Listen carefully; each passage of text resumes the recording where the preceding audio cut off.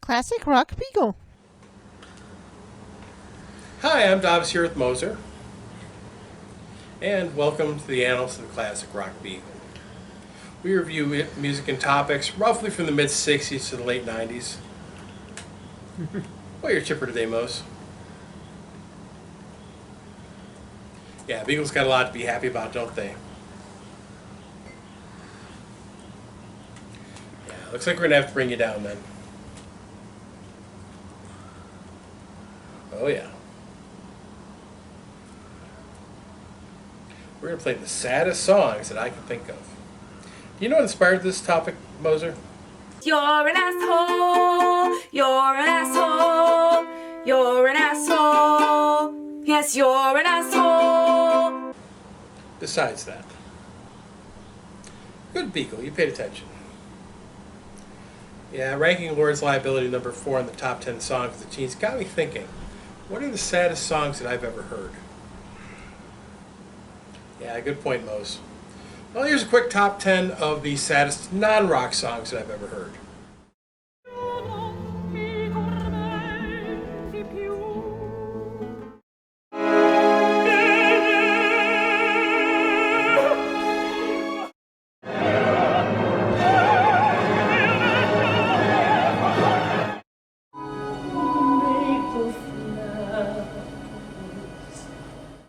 He stopped loving her.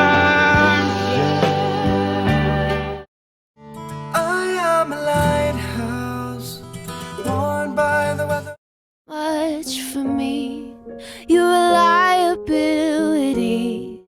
Low lie the fields about the Rhine. What have I done? I've killed the rabbit.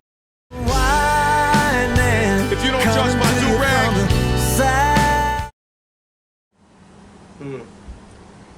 Yeah, I guess it seems that last song was sad for a completely different reason. Anyways, this is the Classic Rock Beagle, so we'll limit this to songs that are rock or can be considered rock if you look at it sideways. Expanding the definition of... Now, I will not be considering songs that are personal to me, like Please Come to Boston, which reminds me of my mom. I'll also try to avoid affectation, songs like Reflections of My Life by Marmalade. Just genuine emotion from a real place. Show me, don't tell me. These are, in our opinion, the top 10 saddest songs in rock.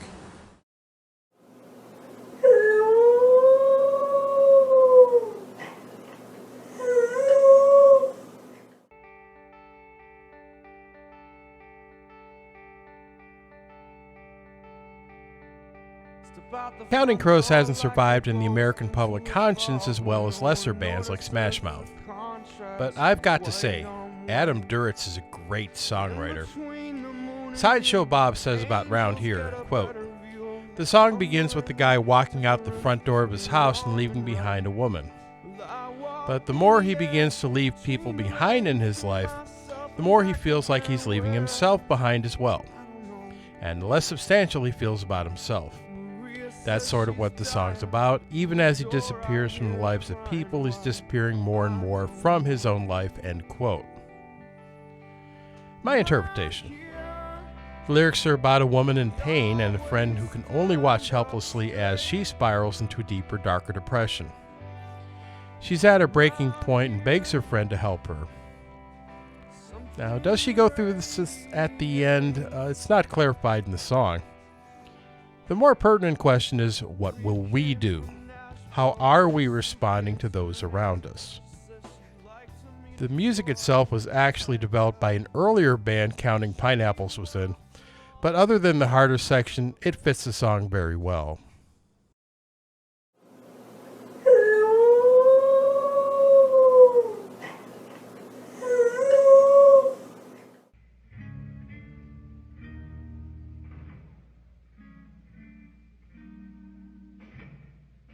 Jimi Hendrix had just gotten in a fight with his girlfriend about her cooking, leaving her to storm off for a couple days.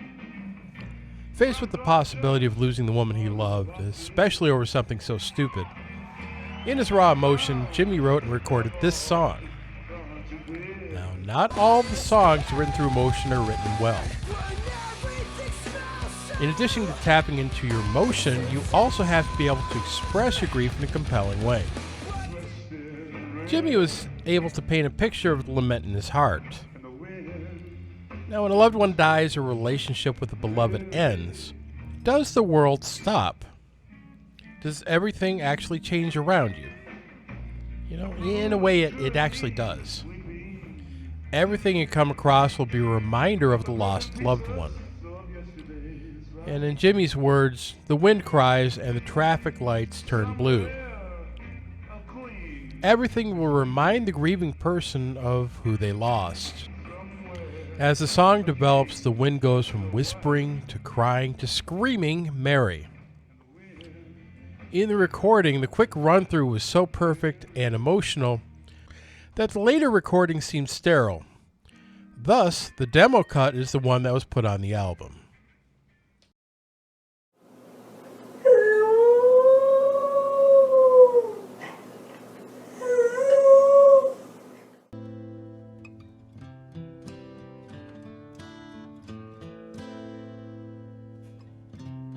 It's my list.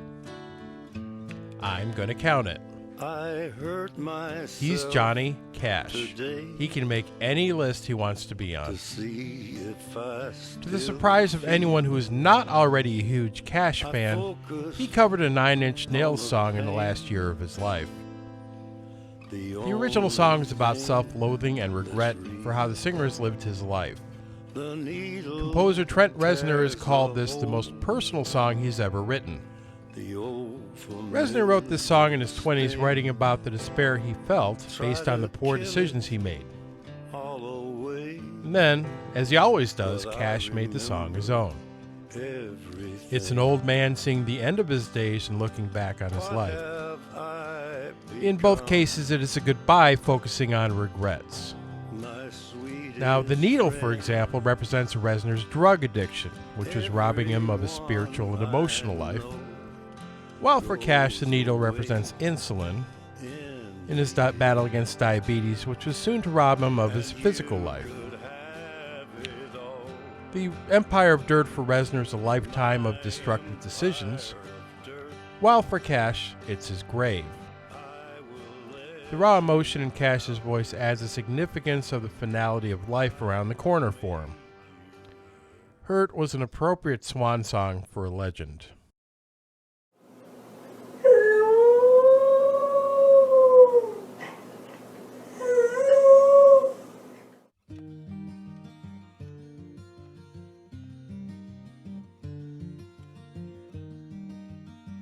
To me, Landslide is similar to Fast Car by Tracy Chapman.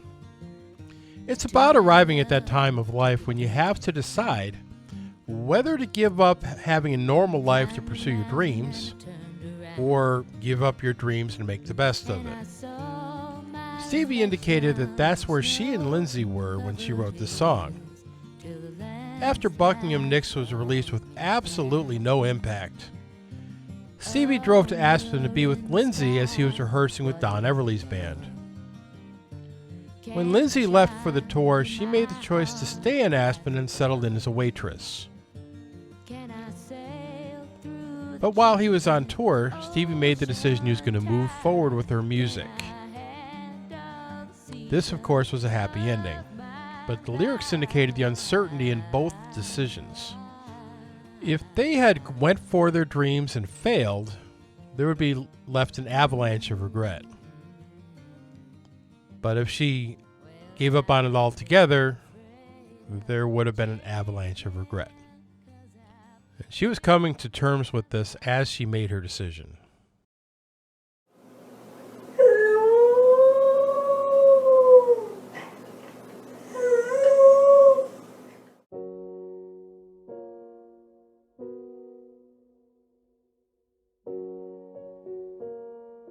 Ed Sheeran. You have no idea how sorry I am that his most successful song was Shape of You. And I'm equally sorry that my favorite song of his is up the photo album. Neither Ed Sheeran's Sexy Latin Lover nor Ed Sheeran Party Jam are the best sides of the Ginger Muppet from Yorkshire. Sheeran is his best as a balladeer, adept at tapping into diverse emotions from the perspective of love in all its forms. Despite his versatility as a songwriter, don't expect any gangster rap or emo music from him anytime soon. That's not where he's coming from. On Supermarket Flowers, Sheeran taps into a filial love. While in the studio to record this, Ed's grandmother passed away. He wrote this song from the perspective of his mother, who took it particularly hard. Supermarket Flowers is a comforting hug, the sort that allows you to cry and reassure you that it's okay. Fun fact, I did not listen to this song while researching, making, or editing this video. There might have been a reason for that. Rest in peace, Mom.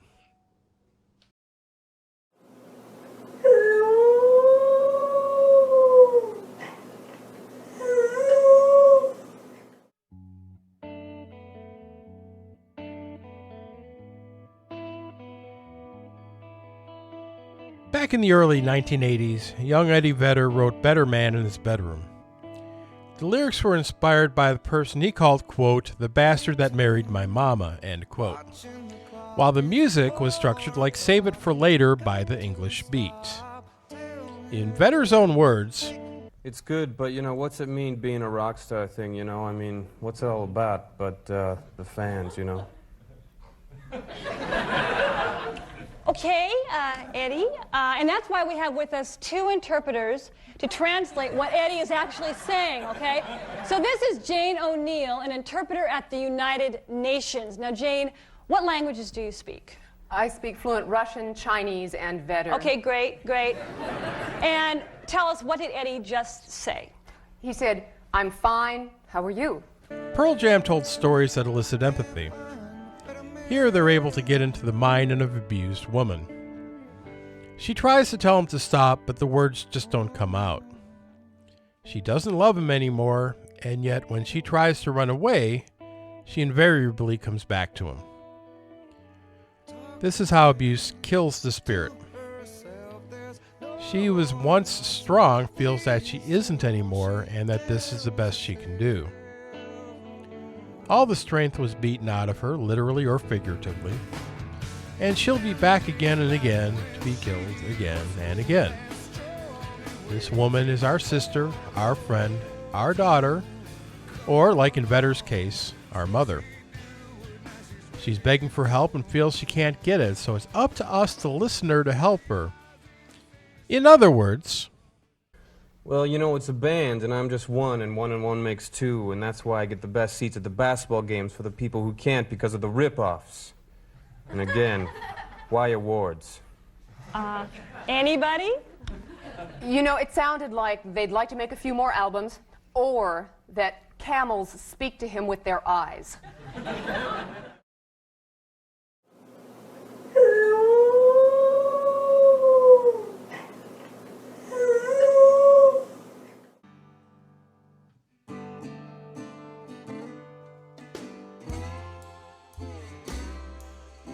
vocalist Jay Buchanan wrote Jordan as a country waltz. Because of this and the heavy subject matter, he was reluctant to offer it to the band. He did, and they convinced him to play it for their producer Dave Cobb, which again he was reluctant to do. After playing it, Cobb asked them to record a demo version after hearing it. And that's what you're listening to now, the quick run-through. Buchanan was convinced it wouldn't be well received by the fans. In the words of Buchanan, quote, "Now people would write to me, they would come to me in tears, they would have the lyrics tattooed on their body, saying that we played that song at so-and-so's funeral. That song has helped me. People tell me that the song gave them strength and helped them in their lives," end quote. My wife Rachel is one of those people that it helped because it articulated her pain in losing her father in a deep way. Buchanan's vocals express the deep grief one feels at losing someone they love so much, and yet there's hope. So much is conveyed of the loss, and yet there is peace. After so much suffering, indeed, may they go into the arms of the angels, but still. Still that pain lingers for those left to carry on. Have you ever watched someone you love so much take their last breath? Yeah, it's gut-wrenching, but that's the moment you have to say goodbye.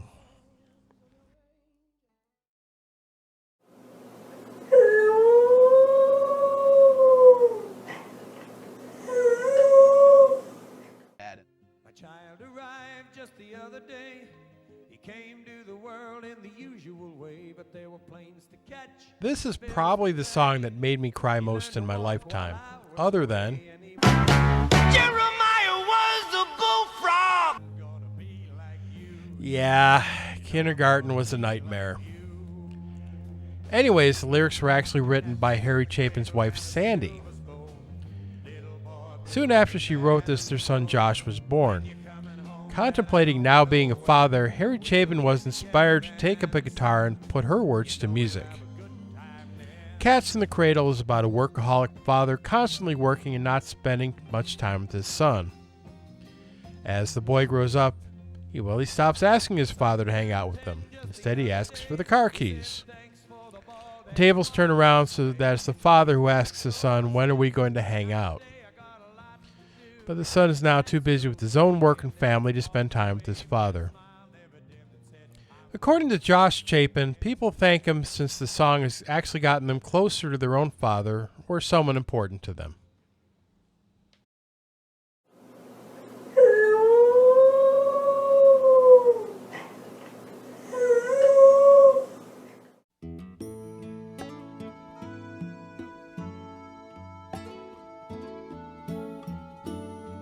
Most of you know the story already. On March 20th, 1991, 4-year-old Connor Clapton fell out of a penthouse window in Manhattan. Eric wrote down his pain in the song Tears in Heaven for the soundtrack for the movie Rush. Lyricist Will Jennings actually finished writing the words for such a personal song.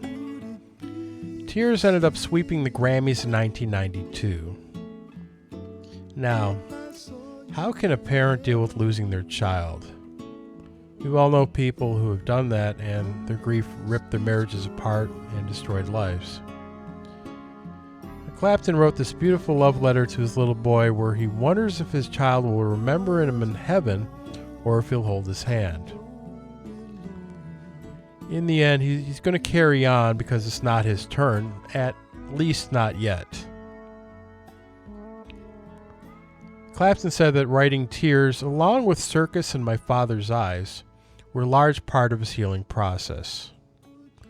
Any musician will know this.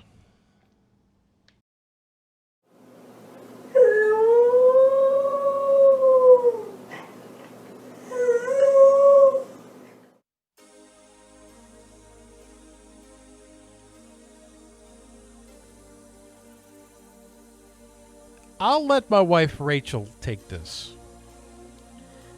In June 2017, my daddy was in very bad shape.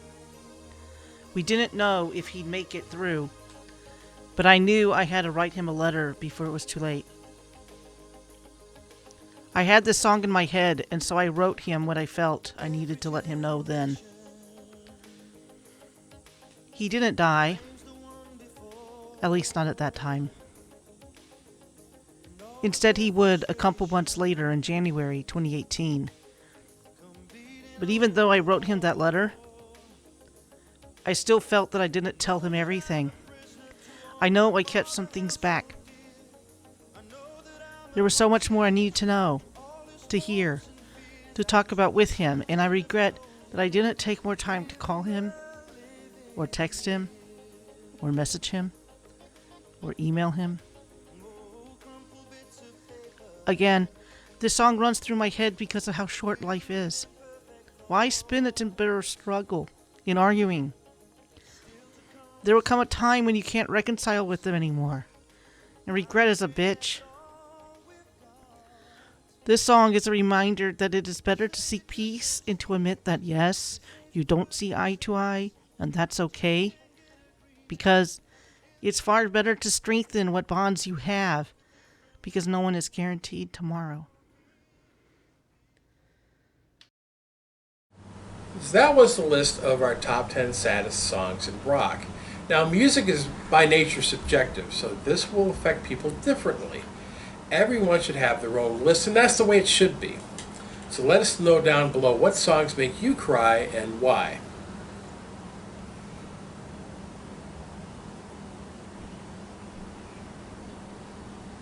Moser.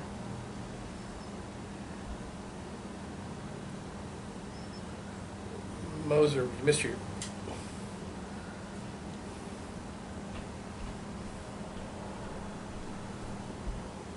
Oh, you need cheering up, don't you, Mose? Well, maybe this will do the trick.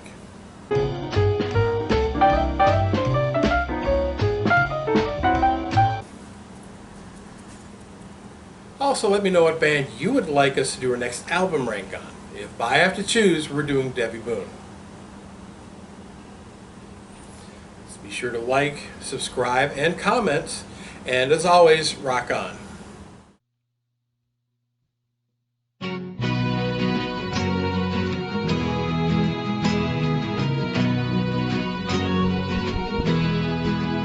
Little Agnes, as you lay down to sleep, sweet little daughter of mine, I'll tell to you a little tale of a prince once upon a time. He traveled through the breadth of his land, prevailing for many years. When he thought he could no longer go on, his mother calmed all his fears, singing Tulu, and Tulu, alive. Hush now, my child, and never you cry. Just fall under the sweet smell of slumber, rest here in my lullaby. Now, darling, oh my darling dear, let all your troubles just disappear. Rest in my arms, secure from all harm. You're safe as long as I'm here.